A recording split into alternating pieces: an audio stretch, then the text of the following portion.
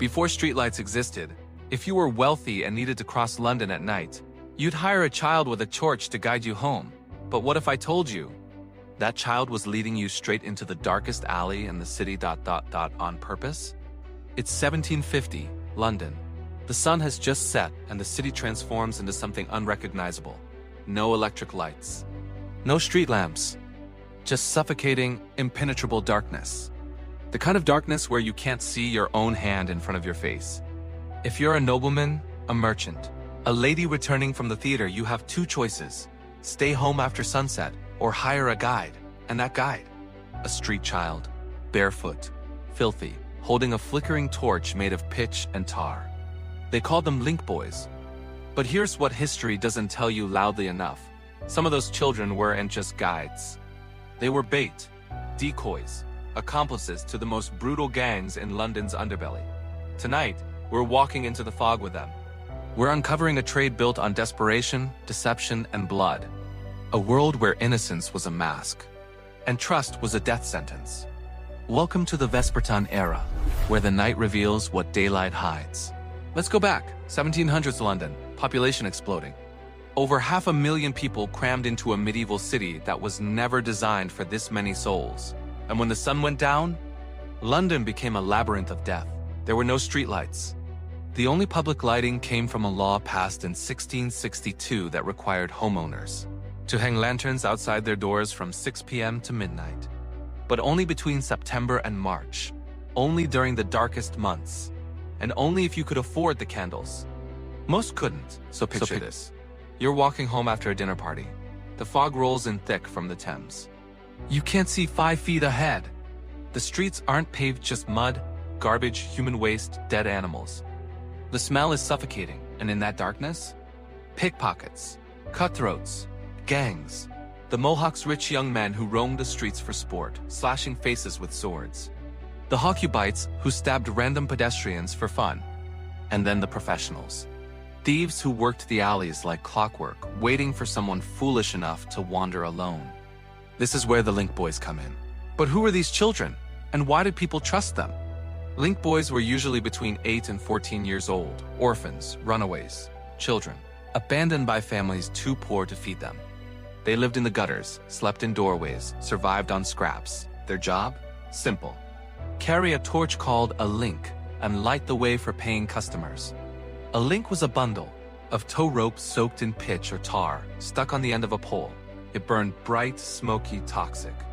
One link could last 30 minutes if the boy was careful. The fee? A few pennies. Maybe a shilling if the customer was generous. For a street child, that was survival. That was dinner. That was not freezing to death in an alley. But here's the thing. Everyone knew these kids were desperate. And desperation?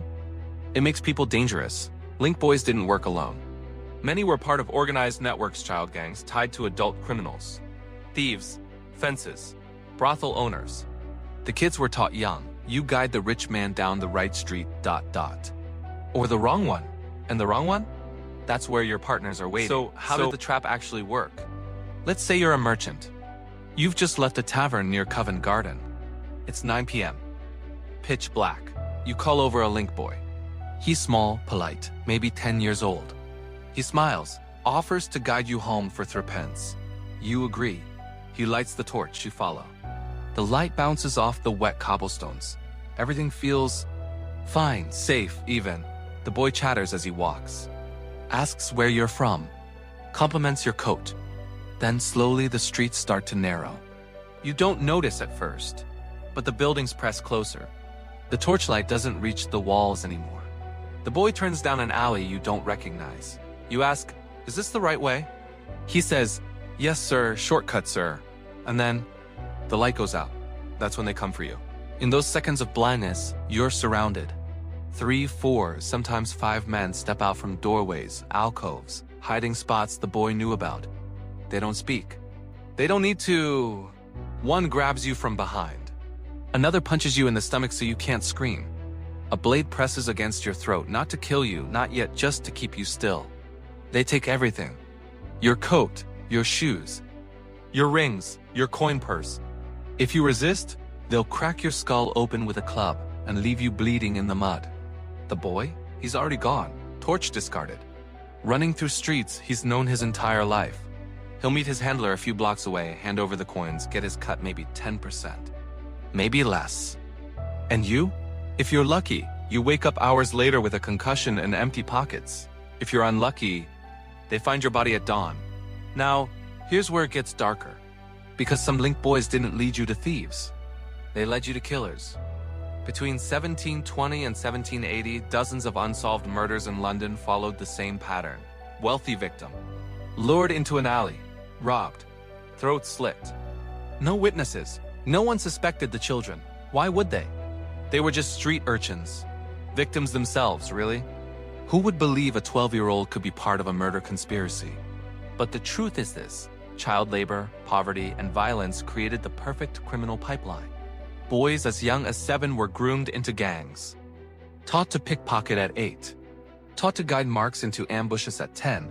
Taught to kill by 12. The system didn't see them as criminals. It saw them as disposable. And so they became both. So why didn't the police stop them?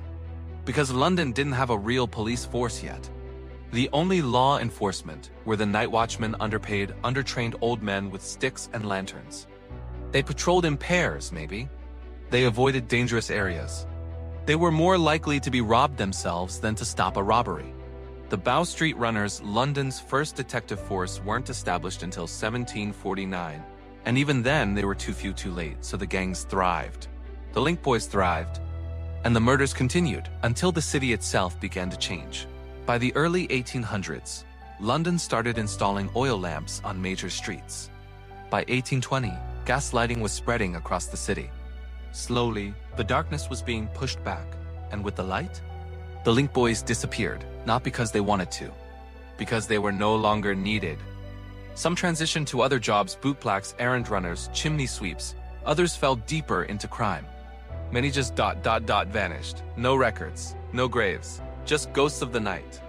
But their legacy stayed, because the Link Boy trade taught us something brutal, that poverty doesn't just create victims, it creates predators. That children, when abandoned by society, will do whatever it takes to survive, even if that means leading you into the dark. But there's one story that haunts me more than the rest. In 1789, a man named Thomas Gregson wrote a letter to the Gentleman's Magazine. He described being guided by a link boy through St. Giles, the most dangerous slum in London. Halfway through, the boy stopped, turned around, looked him in the eyes and said, "Sir, you've been kind to me. Turn back, don't go down that street." Gregson asked why. The boy said, "Because if you do, I'm supposed to let them kill you." Gregson turned back. The boy ran. They never saw each other again, but Gregson kept that letter. Kept it as a reminder that even in the darkest trades, some small flicker of humanity could survive. Even if it barely ever did, the Link Boys are gone now, erased by progress, by light, by time. But their story isn't just history. It's a warning. Because every time we let children fall through the cracks, every time we ignore poverty, exploitation, desperation, we create the conditions for this to happen again. Maybe not with torches, maybe not in alleys, but in different forms, different traps. The night has always had its predators, but it's worth asking, who created them? Was it the child holding the torch ... or the society that forced them to hold it? This is the Vespertine era, where we walk into the parts of history that daylight forgot. If this story shook you, if it made you think, subscribe. Because every week, we go deeper into the night, into the crimes, the jobs, the lives that only existed after dark. Drop a comment. Tell me, would you have trusted a Link Boy? Or would you have stayed home? Until next time, stay curious, stay cautious, and remember, not everyone who offers to guide you wants to bring you home.